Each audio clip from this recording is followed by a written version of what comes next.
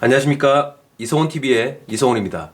오늘은 자신의 돈을 받기 위한 첫 번째 관문인 변론기일에 대해서 알아보겠습니다. 우리가 자신의 돈과 권리를 받기 위해 채무자의 집과 회사로 찾아가서 하소연하고 소리치고 눈물만 흘리고 있을 수는 없겠죠. 그렇기 때문에 법원에 소송을 제기하고 판결을 받아 신속하게 내 권리를 찾으셔야 합니다.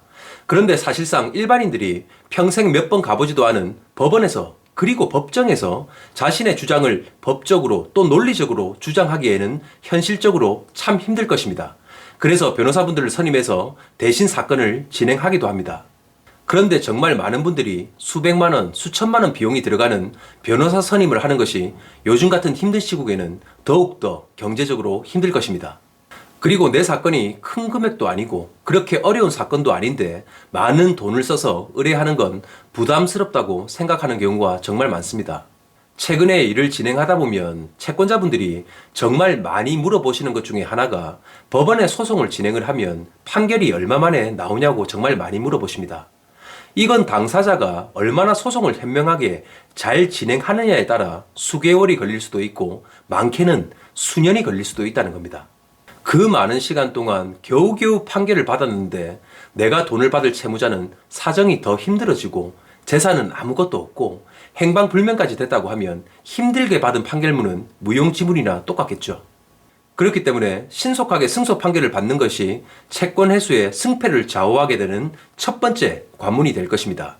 그래서 오늘은 소송 후 변론기일에 참석해서 내 사건이 신속하게 승소 판결을 받을 수 있는 몇 가지 방법에 대해서 알아보겠습니다.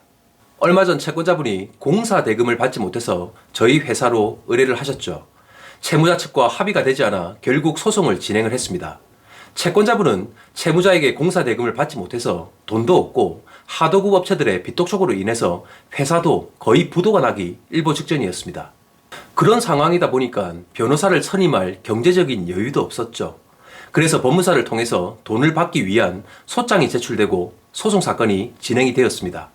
그 후 몇 달이 지나서 변론기일 통지서가 왔고 법원에서 변론기일이 지정이 되었습니다. 그래서 변론기일 날 저와 같이 참석을 했죠.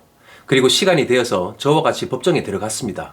그런데 채권자분의 안색이 너무 안 좋고 입술이 바짝 말라 있는 것이 한눈에 봐도 너무 긴장하는 모습이었습니다. 그래서 제가 괜찮냐고 물어보니까 채권자분은 도저히 숨이 막혀서 안 되겠다고 하시더라고요. 그리고 조금 뒤 판사님이 사건 번호를 부르고 원고인 채권자를 호명했습니다. 그런데 소리가 들리지 않는지 채권자분은 앉아서 땀만 흘리고 대답도 못 하시더라고요. 제가 손으로 툭툭 치니까 겨우 일어났습니다. 그리고 판사님이 채권자 원고의 이름을 부르고 본인이 맞냐고 물어보시는데 대답을 못 하시는 겁니다. 결국 그날 재판에서는 아무 말도 못하고 나오게 되었죠. 나오자마자 채권자분은 법정이란 곳이 막혀있다 보니까 너무나도 긴장되고 위압감 때문에 단 한마디도 못하겠다고 하시더라고요. 그래서 할 수 없이 어려운 형편에 돈을 빌려 변호사를 선임하게 되었습니다. 저도 제가 근무하는 회사에서 어떤 소송 사건이 생기면 소송 대리를 해서 변론기일에 수도 없이 참석을 했죠. 하지만 변론을 갈 때마다 긴장되는 건 사실입니다. 자주 가는 저도 그런데 일반인들은 얼마나 긴장되고 압박감이 상당하겠습니까? 그렇다 보니까 전 그 채권자분을 100번, 1000번 이해를 합니다. 그래도 최대한 이런 긴장을 최소화하고 잘 대응하기 위해서 우리는 어떻게 하면 좋을까요? 오늘 그래서 소송 후 변론기일 때 잘 대처하는 꿀팁 몇 가지만 알아보도록 하겠습니다. 그 첫 번째는 자신의 자리부터 잘 찾아야 된다는 겁니다. 자, 법정 문을 열고 들어가면 제일 멀리 상단에 판사님들이 앉아 계십니다. 민사는 공개 재판이기 때문에 우선 방청석에 앉아 계시면 됩니다. 그리고 판사님이 사건 번호와 당사자를 호명하면 일어서서 앞으로 나가셔야겠죠. 자, 앞으로 나가시면 왼쪽이 소송을 신청한 일반적으로 채권자인 원고석입니다. 그리고 오른쪽은 일반적으로 채무자인 피고석입니다. 제가 왜 자리를 설명드리냐고 하면 제가 옛날에 피고석에 한번 잘못 앉아서 판사님에게 정신 차리라는 말을 듣고 망신을 한번 당한 일이 있었죠. 그때부터 긴장이 되고 손에 땀이 나고 사건의 내용과 준비한 말도 전부 뒤죽박죽 되는 등 머릿속이 백지 상태가 되었다는 겁니다. 자리에 한번 잘못 앉았다가 소중한 변론의 시작이 엉망이 될 수가 있으니까 자신의 자리부터 잘 찾으시기 바랍니다. 자, 두 번째는 말을 변호사님들처럼 잘할 필요가 없다는 겁니다. 영화나 드라마에서 보면 변론기일 때 변호사분들이 막 판사님 앞자리까지 나와서 사건을 설명하고 상대편을 추궁하죠. 그리고 변론 도중에 갑자기 문을 열고 신청하지도 않은 증인이 말을 하며 걸어 나오고 새로운 증언과 증거가 막 쏟아져 나오는 기가 막힌 반전이 일어납니다.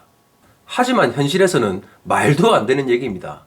일반인 분들은 변론길에 나가면 자신이 멋지게 그리고 엄청나게 말을 잘해서 변론에 승소하고 통쾌하게 이기겠다는 비장한 각오를 가지고 나가시는 분들이 많죠.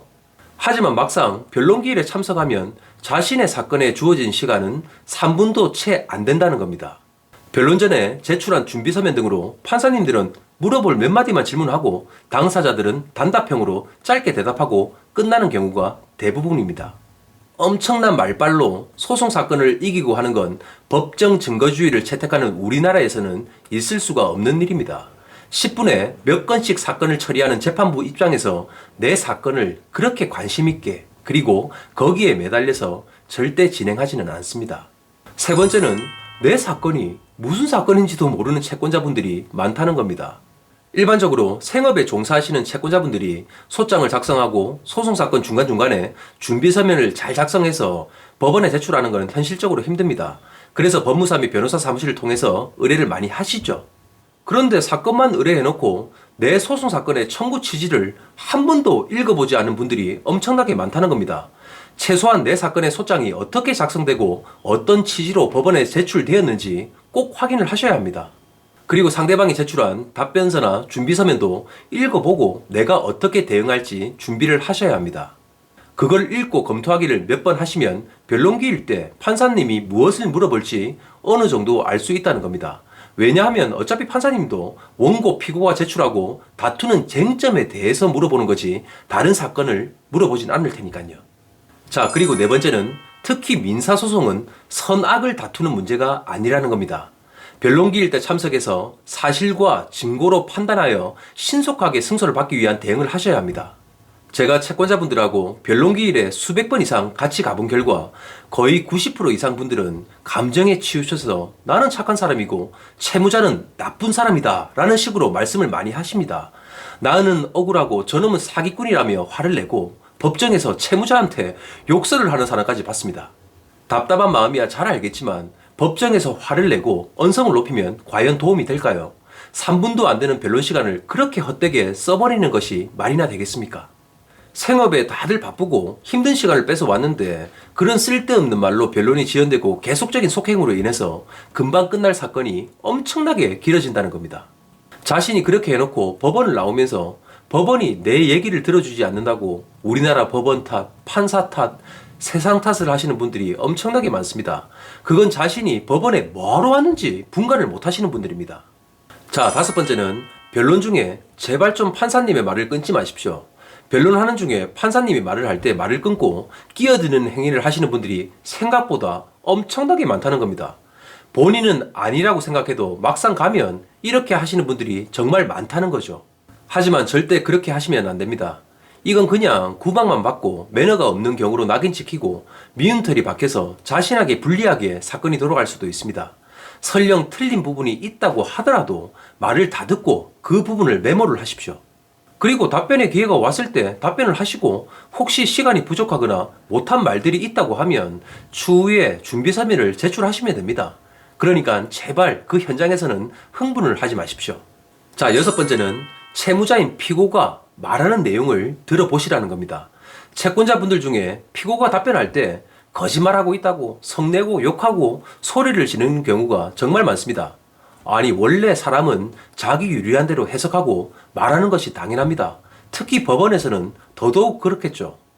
아니, 채무자도 소중한 시간 내서 법원의 변론기일에 참석해놓고 제가 잘못했습니다. 전부 제 책임입니다. 이런 말을 할 줄 아셨습니까? 절대 아니죠. 자신에게 유리한 주장을 펴는 건 당연한 겁니다. 그렇기 때문에 상대방의 말하는 내용도 꼭 들어보십시오. 그래야 내가 앞으로 이 사건을 어떻게 진행하고 준비하고 대응할지 100% 판단이 올 것입니다. 상대방을 알고 나를 알아야 그 사건에서 패소를 하지 않을 것입니다. 오히려 말 많은 쪽이 쓸데없는 말로 자신의 무덤을 파는 경우가 변론기일 때 훨씬 많습니다. 자, 그리고 일곱 번째는 시간을 안 지키는 사람이겠죠. 혹시 변론기일 때 늦게 가시는 분은 설마 없겠죠. 그건 그냥 그 사건을 포기하려는 분들인 겁니다. 최소한 30분 전에 도착해서 지금까지 내가 제출한 소장의 내용과 청구 취지 등을 다시 한번 읽어보십시오. 그리고 법원에 지금까지 제출된 서류의 증거와 답변서, 준비서면 등을 전부 한번 읽어보시길 바랍니다. 그리고 사건의 진행 내역 등을 파일처를 해서 정리하시면 더 좋습니다. 지금까지의 사건을 잘 검토하시면 마음의 진정도 되고 내 머릿속에 그 사건에 대한 정리가 확실히 될 것입니다. 그리고 마지막 8번째는 변론 10분 전에 법정 안에 들어가십시오. 법정에 들어가면 사건이 한참 진행되고 있을 겁니다. 그리고 사람들이 변론하며 말하는 소리도 들리고 판사님들이 사건을 진행하는 모습도 보일 것입니다. 자신의 사건 앞에 2-3개 정도의 사건을 꼭 관찰하고 파악을 하십시오. 법정 안에서의 흐름과 분위기를 파악하고 그 안의 공기와 내가 익숙해지면 훨씬 더 편안해지고 당황하지도 않을 것입니다. 그리고 무조건 필기 도구를 준비하십시오. 상대방의 변론 내용과 판사님이 주문하고 요구하는 부분을 무조건 꼭 메모를 하십시오. 그리고 나중에 그 메모를 보고 어떤 것을 보완해야 될지, 추가로 어떤 것을 제출해야 될지 확인해서 그 사건을 유리하게 이끌어 나가십시오. 자신의 메모가 분명 그 사건의 승소에 엄청난 도움이 될 것입니다. 자, 오늘 이렇게 해서 변론기일 참석 시 조금이나마 도움되는 방법 몇 가지를 말씀드렸습니다. 정말 잘 준비하고 대응하셔서 자신이 가지고 있는 억울함이 꼭 해결되셨으면 합니다. 이송훈TV는 여러분 모두의 승전보가 울리길 기원합니다. 자, 오늘도 마지막까지 시청해주셔서 감사합니다. 오늘 영상도 도움이 되셨다면 좋아요와 구독, 알림 설정까지 부탁드리겠습니다. 이상으로 이성훈TV의 이성훈이었습니다. 감사합니다.